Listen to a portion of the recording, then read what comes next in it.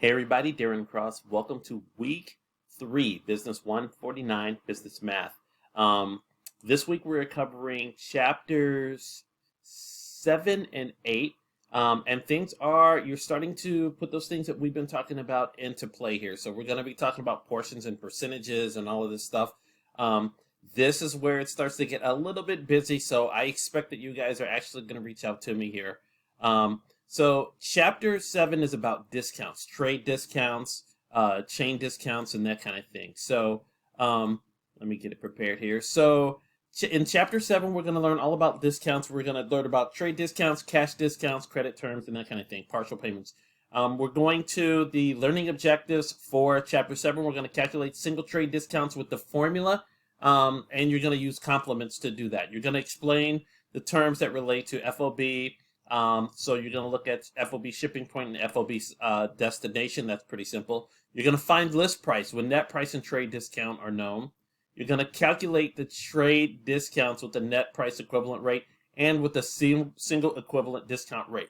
Now, when you go into this chapter, what I want you to understand is that net price is the price that you end up paying.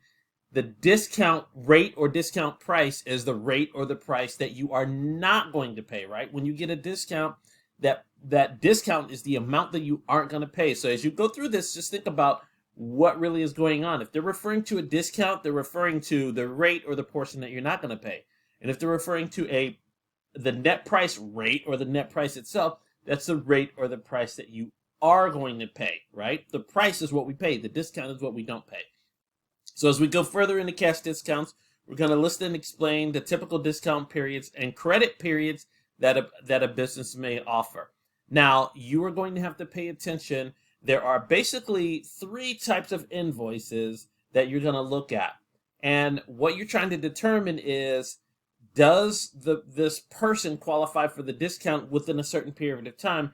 And everything is based upon the starting date of that invoice, right? So if you watch the videos, they explain to you how to determine what the starting date is, okay? So it's all about that starting date. And then the credit period goes for, a shorter period. Oh, let me go backwards so that you can see. So you start with a date, and then there's a credit period, and then there's there's a discount period, right? So it might be 10 or 15 days, and then there's a credit period that the entire invoice is due. So right now, you don't necessarily know what that is, but as you dig in, you'll see what that means. You're going to calculate the outstanding balance for partial payments. Okay, so that's in chapter 7.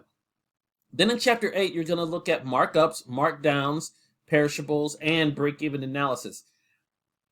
Break-even analysis, it's a weird place to have it here in this chapter, but I get what they're doing. They're basically saying if you're marking things up and down, then you're trying to figure out how many of these things I have to sell in order to cover my fixed costs, right?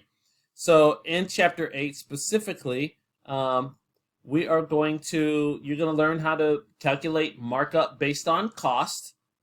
All right, so you're going to calculate the dollar markup and the percent markup on cost. You're going to calculate selling price when you know the cost and the percent markup on cost. These are all, I know right now it's like, I don't know what the heck is going on here. But as you go through, you'll see what it is. You're going to calculate cost when you know the selling price and the percent markup on cost, right? So there are 3 things that there's parts of the equation, and if you know 2 of the parts, you'll be able to calculate the third. You're going to look at markup based on selling price. So if the markup is based upon the price, then you're going to do all those same things that we were doing, but this time you're going to be basing it on selling price and not the cost. Okay? And then you're going to figure out markdowns and perishables. So when you are dealing with something, so they talk about, what happens if you make a bunch of cookies, but then cookies break, right? You can't sell those cookies. Or you're selling apples, but 10% of those apples are going to go bad. You got to figure out what you need to price those things at in order to get the total return, or that markup that you're actually looking for, the total markup that you're looking for. So instead of looking at like one item, number of widgets, you're going to be looking at mass items, considering the fact that some of those are going to go down, or they're going to be perishable. So some of those are not going to be sellable. Okay. Break-even analysis. You're going to learn how to calculate the contribution margin, which is basically the margin, the profit of each widget that is going to be used in order to contribute to fixed costs, right? That's how we figure out break-even. Then you're going to calculate break-even analysis. So when you're doing that, you're saying, hey, if I make this pen, what all goes into this pen? So I have the shell, I have the ink, I have all of the pieces, and so this pen costs me 50 cents to make, but I can sell it for $1. So each pen I make, I'm gonna make 50 cents. That's not my profit, but that's my contribution margin, right? That's my margin on pen. And why do I care about that? Well, because if I have $1,000 of fixed costs, I know that I have to sell at least 2,000 of these in order to make my fixed costs, right? And that's not even considering profit or anything like that. That's just electricity, building, rent, all that stuff. The things that you're going to have to pay regardless of whether or not you sell any pens, right? So you're trying to figure out how much it's going to take you to how many of these you have to sell actually to break even.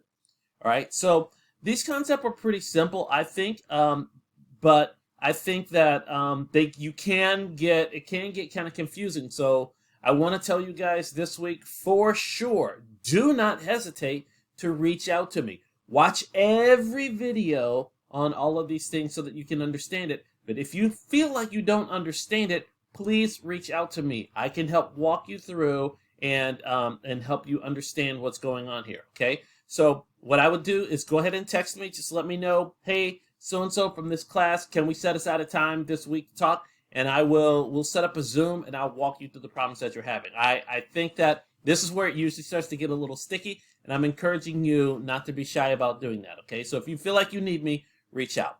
Other than that, good luck and have a great week.